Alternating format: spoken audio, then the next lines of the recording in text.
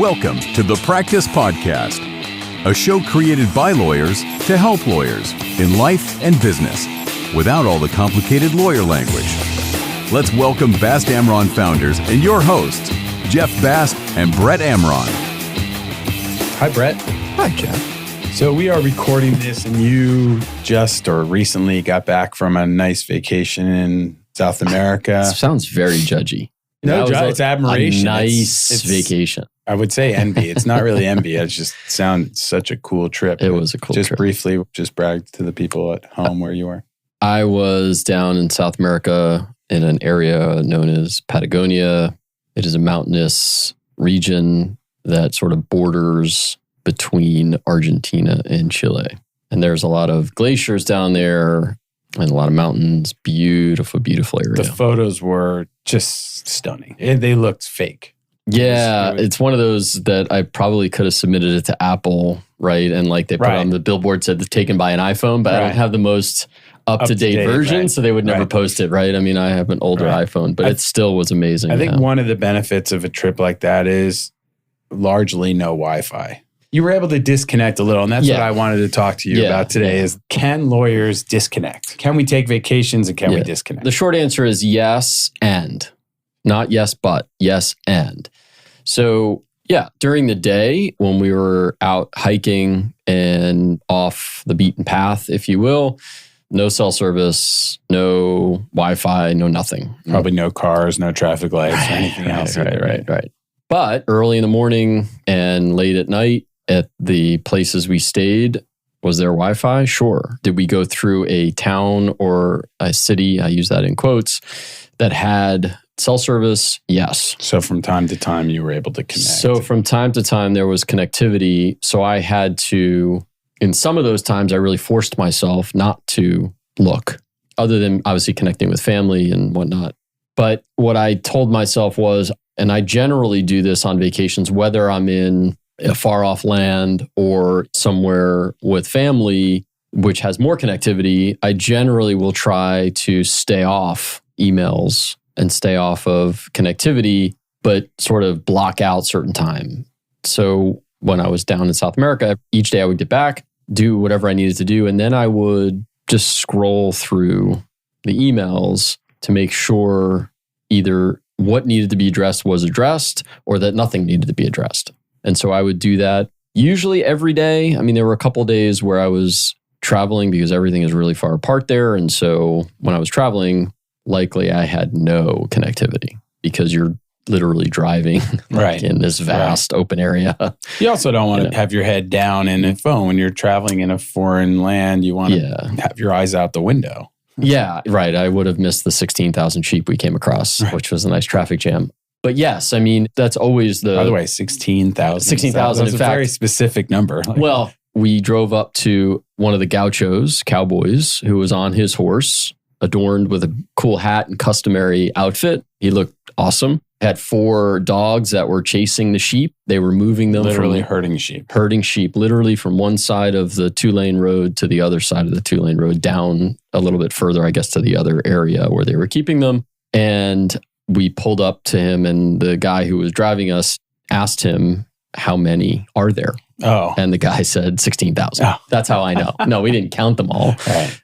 So it was pretty remarkable. I've never seen that scene. But anyway, you're right. I mean, you missed that. 16,000 sheep. Yeah. I saw a photo. You sent a photo. Yeah. Are they passing a road? How long does it take 16,000 sheep to pass you? So this is kind of like, we live in Miami Beach. We get stopped at the bridge for boats to pass by. Right. This is a little different. It was pretty it really was unexpected. We were driving for a while in this open area, vast landscape. This was in Chile? So this was in Chile on the way to the only open land border crossing between Chile and Argentina at the time because of COVID, which was in the southeastern corner of Chile and Argentina. So it was a long day, but we're in this vast open flat area that I think they call it like the Chilean Antarctic area because you're actually closer to Antarctica, remarkably. Anyway, so we're driving along and our driver says, oh, you guys should look up, like look ahead, see what's going on. And we kind of see something in the distance. We saw a couple of cars or trucks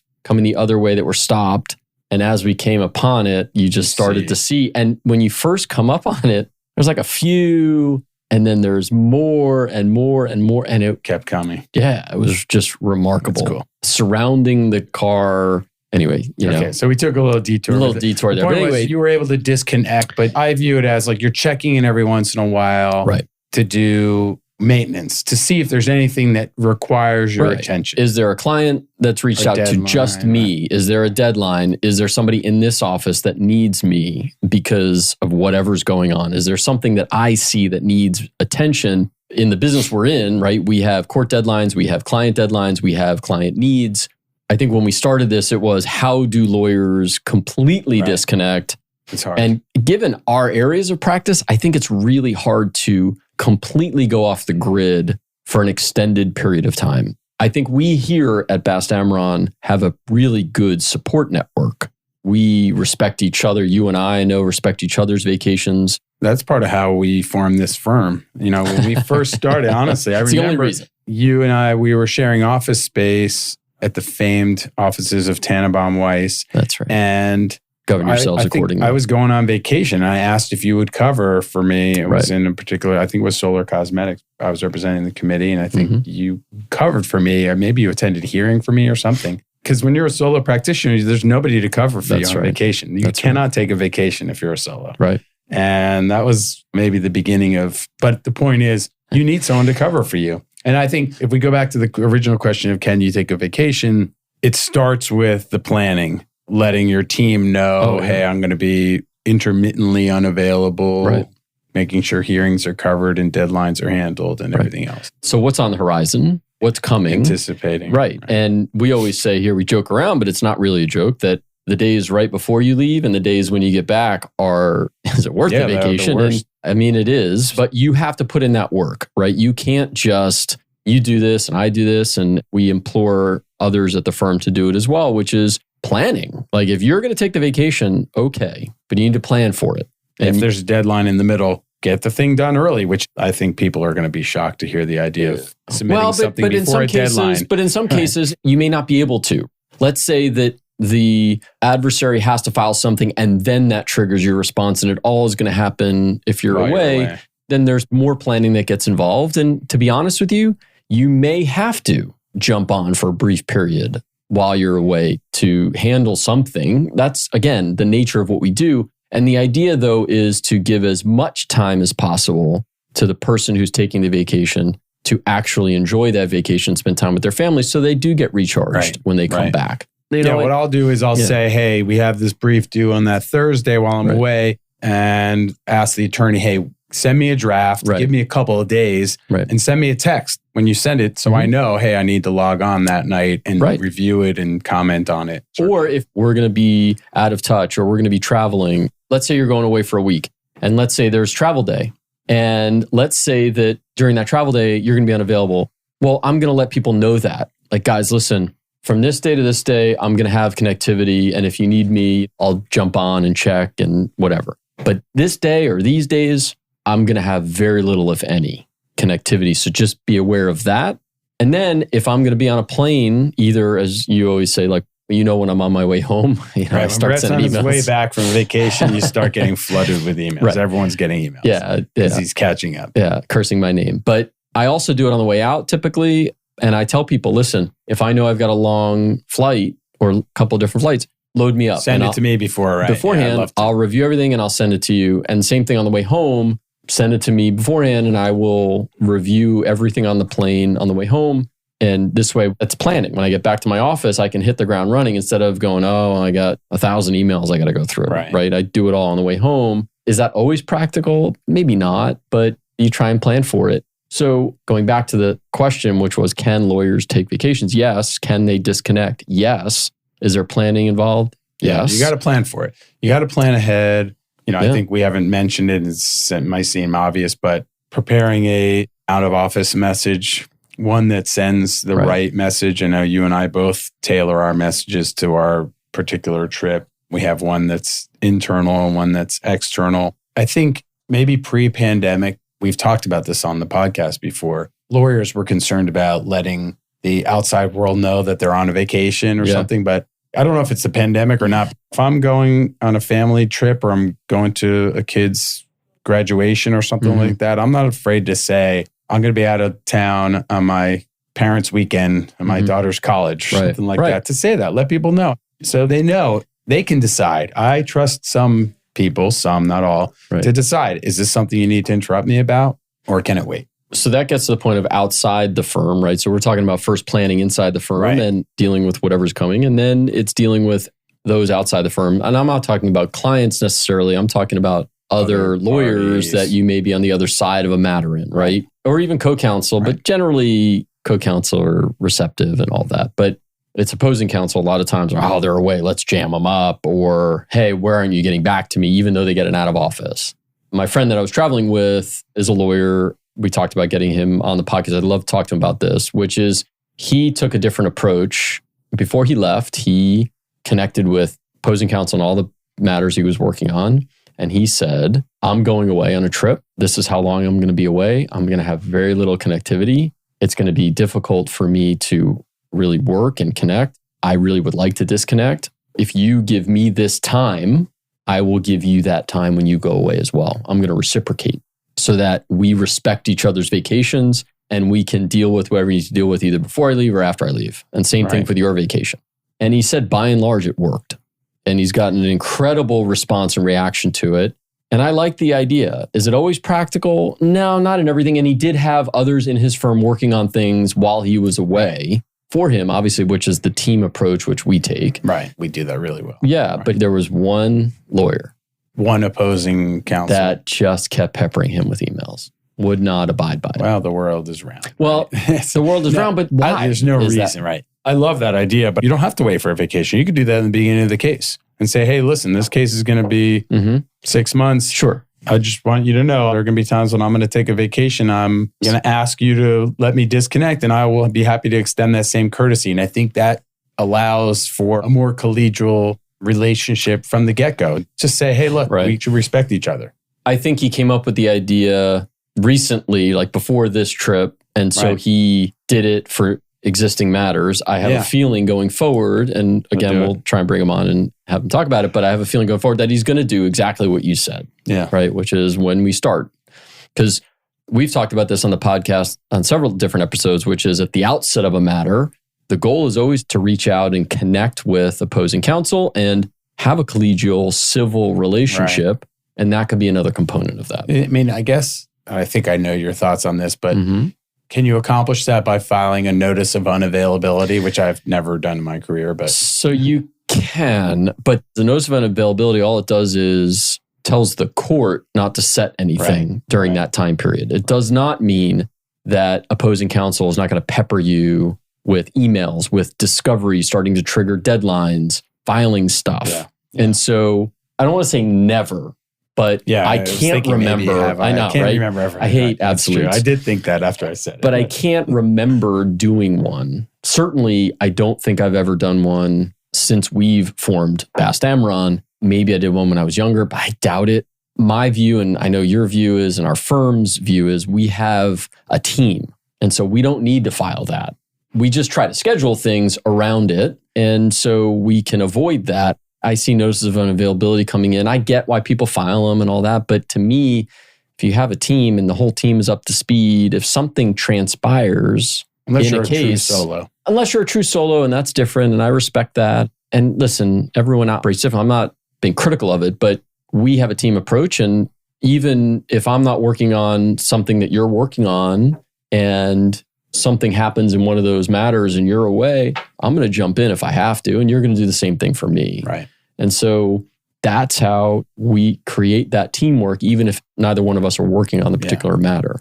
That's the other thing, which is everyone's on notice in the firm and everyone buys in Steps up for each other, right? Because when they're away, it's the same thing. Yeah. But again, there's this notion of if I go away on vacation, I either am working the whole time or I'm completely disconnected. And I think there's a happy medium leaning towards disconnected. But I feel like, especially given our practice, that you have to check in. Right.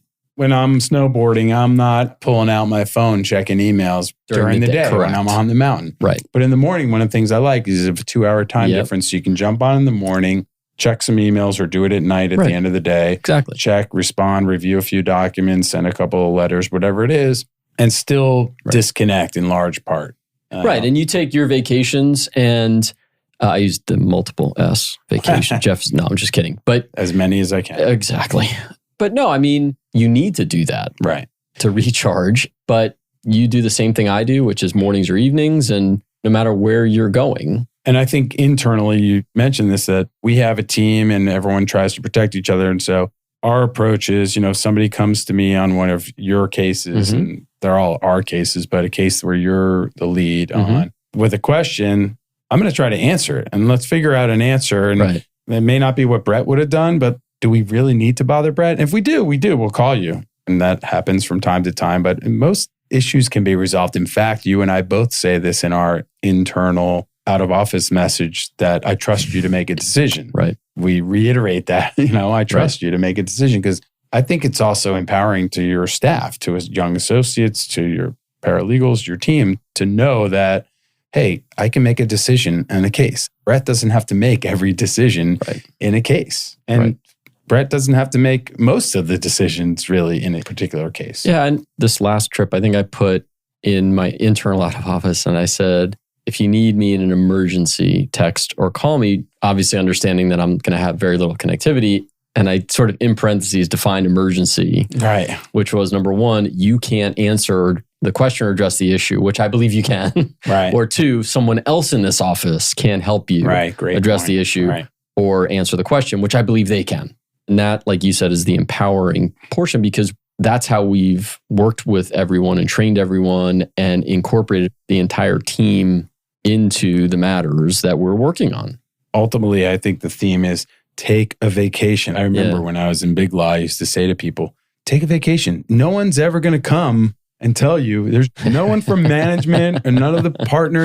HR, take a vacation. The executive committee, they're never going to call you down and say, Brett, how come you haven't taken a vacation? Take a vacation. It's on you. You just have to schedule it, book the flight, take a vacation. By the way, that's intended for everyone except for people that work here. Oh, no. No, but truthfully, and you prepare for it and you can do it. And the reality is, I need that. I mean, we work hard. Yeah.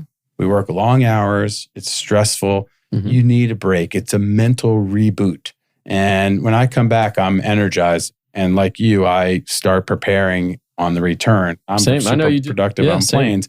But I do that almost selfishly, because I don't want that first day back in the office to just be a nightmare where I'm just drinking from a fire hose. I want to catch up as much as I can, weed through all the trivial things and try to focus on the important things. Right. And I would say that it's the quantity of the time you spend either with your family or on a vacation, whatever it is. Sorry, it's the quality. I apologize. The quality, not the quantity necessarily, right? So again, if you're like if you're on the mountain and you're snowboarding during the day, there's the quality. Right. And then if you have to early in the morning while you're sipping your coffee, and I know my kids are older now, so they're sleeping in and your family's sleeping in and you're up and I'm up. Yeah. Well, okay. So I'm going to dial in and I'm going to check my email. And then at night, I'm going to spend a little time too. Then I can have that quality time with the family and not be constantly checking. Right. So that's one of the beauties of what we do, is it doesn't have to be during certain hours.